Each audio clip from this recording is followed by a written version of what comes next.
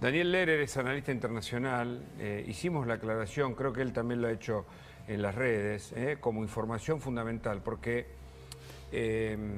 pudimos saber por informes muy precisos que hubo infiltrados de agencias internacionales de noticias entre quienes atacaron de Grupo Hamás, afiliados, alineados a Grupo Hamás, quienes masacraron en el Estado de Israel. Y esa fake que todavía funcionan en el mundo son los que alimentan un caldo de cultivo antisionista que vemos en Europa, en otros lugares, y quieren equiparar la idea de los rehenes de un lado y del otro. Y acá no hay equiparación.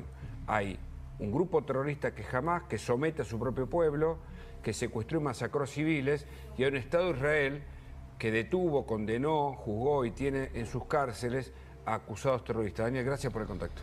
Buenas tardes, un placer estar acá. Es muy importante lo que aclarás y por eso yo también lo decía antes, porque hay una campaña muy grande de desinformación intentando equiparar a organizaciones terroristas con un Estado democrático, a víctimas que fueron arrancadas de su vida, que fueron secuestradas ilegalmente, que las violaron, que las torturaron, con criminales, con terroristas que fueron debidamente procesados, que es lo que Israel está liberando a cambio de recuperar a sus secuestrados. Por eso es muy importante que el mundo sepa de qué trata este acuerdo. Cuando yo conté eso es porque muchos accedimos a un material que no... Y, por ejemplo, fotografiaron a gente, a personas que están infiltradas en agencias... ¿Sabías eso, no? Sí. Seguramente. En agencias internacionales que son los primeros que difunden información y los medios en general, salvo que tengan notas firmadas, replican esa información. Entonces dice, bombardearon Palestina, murieron tantos chicos. Ojo, porque esto es lo que está... Hay un caldo de cultivo allí que está propiciando, a partir de la fake, una cultura del odio antisemita, ¿no? Absolutamente. El antisemitismo que vimos a partir del 7 de octubre tiene mucho de esto, o antisionismo, que en realidad van de la mano. Porque en realidad va acompañado de una campaña de desinformación que lo que busca es generar odio hacia Israel y hacia el pueblo judío. Vos comentabas esto de la fake y yo recuerdo a los pocos días que Israel entró en Gaza, que Hamás hizo correr una versión de que Israel había bombardeado un hospital y que había 500 muertos. Salió en todos los medios del mundo, inmediatamente, sin verificar. Resulta que no fue Israel, fue un cohete fallido de la yihad islámica, no fue en el hospital, cayó en el estacionamiento y no hubo 500 muertos, pero a nadie le interesó desinformar. ¿Sabe por qué es importante explicarlo? Porque ¿qué pasa con el terrorismo? No sigue ninguna norma. Si son capaces de matar solamente por ideología y matar a un bebé o cortarle la cabeza a quien sea, no van a seguir ninguna norma de ética periodística. Del otro lado, un Estado, por ejemplo, no publica las muertes hasta no verificar y todo.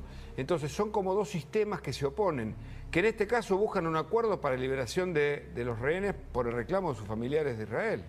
Absolutamente, pero igual no seamos ingenuos creyendo que los medios levantan sin verificar. Hay muchos medios que son parte de esta campaña. Hay medios que son medios cooptados por el terrorismo. Acá detrás de todo esto hay una ingeniería social de muchas décadas y muchos medios internacionales son parte de esa ingeniería social. Hanna, ¿qué pensás de esto que estamos conversando con Daniel Lerer aquí?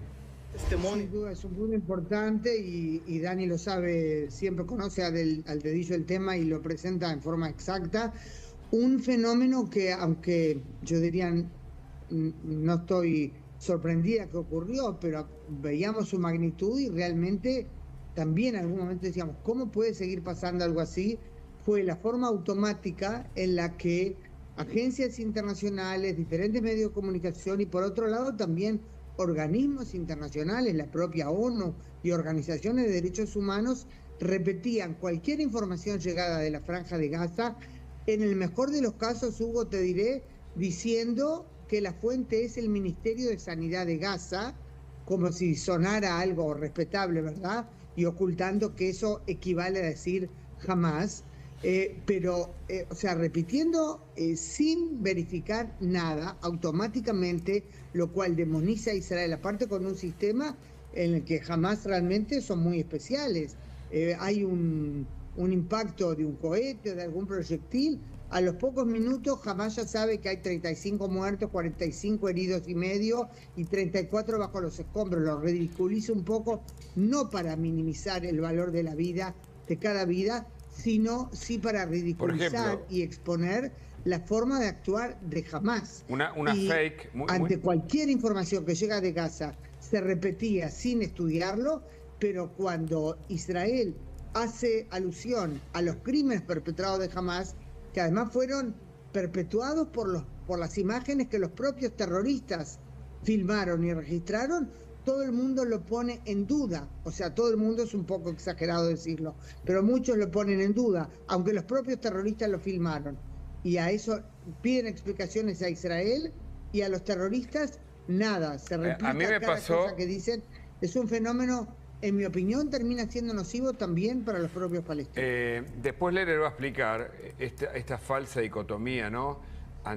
O sea, la judiofobia busca discriminar. No, yo no soy antisionista, no soy antijudío yo no soy antisemita, soy antisionista. Primero, los semitas son mucho más que el pueblo judío. Primero rasgo de ignorancia que la gente no sabe. Segundo, Sion es el lugar, digamos, todos los judíos son sionistas, con lo cual, después la otra, que se vayan de la Franja de Gaza. Desde 2005 se fue el Estado de Israel de la Franja de Gaza. Lo dejó por un acuerdo justamente de paz que no llegó definitivamente, ¿no? Pero vos querías decir, sí. No, en realidad quería hablar, volviendo un poco justamente a la tregua y esto que decís en relación a, bueno, cuando Israel se fue de la Franja de Gaza y al control que tiene Hamás sobre la franja. ¿Cómo creen que va a continuar la tregua después de estos famosos 42 días? Y teniendo en cuenta justamente el día de hoy, que estuvimos hablando desde que empezó el programa, de Donald Trump, y que Netanyahu justamente, de hecho, le dijo como que van a venir días de una fuerte alianza, que va a volver la fuerte alianza entre Trump y Netanyahu. ¿Cómo puede afectar esto también al conflicto? Primero, ¿cómo va a seguir la tregua? Lo sabremos a partir del día 16, en realidad, que van a comenzar las negociaciones de una segunda fase, que es la más importante porque es para liberar al resto de los secuestrados y ver cómo queda Gaza. Yo creo que Israel de ninguna manera puede permitirse que Hamás siga gobernando la Franja de Gaza, porque es el peligro latente que tiene. Eso respecto de Gaza, pero no nos olvidemos que este conflicto fue mucho más grande que Gaza. Israel enfrentó una guerra por su existencia contra Irán y todos sus proxies desde todos los frentes. Israel derrotó a todos. Yo soy muy de la visión de que Israel sale fortalecido geopolíticamente, que desde la llegada de Trump se van a retomar los acuerdos de Abraham, que son los acuerdos mediante los cuales Israel empezaba a tener relaciones con los países árabes, y creo que va a terminar normalizando relaciones con Arabia Saudita, que es lo que el 7 de octubre quiso frenar, porque significaría un gran cambio para toda la región. ¿Qué puede implicar la asunción de Trump, que estuvo de algún modo detrás también de este acuerdo para la liberación de los rehenes? Un poco lo que decía recién, un impulso muy grande a este cambio geopolítico en Medio Oriente.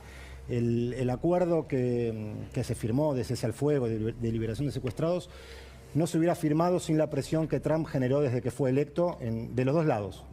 Y yo recién hablaba de los acuerdos de Abraham, y Trump fue el impulsor de estos acuerdos, con lo cual yo creo que su nueva presidencia va a ser un impulso muy grande para intentar comenzar a cambiar el paradigma de Medio Oriente y de que Israel termine de tener relaciones con la mayoría del mundo árabe. Creo que es fundamental.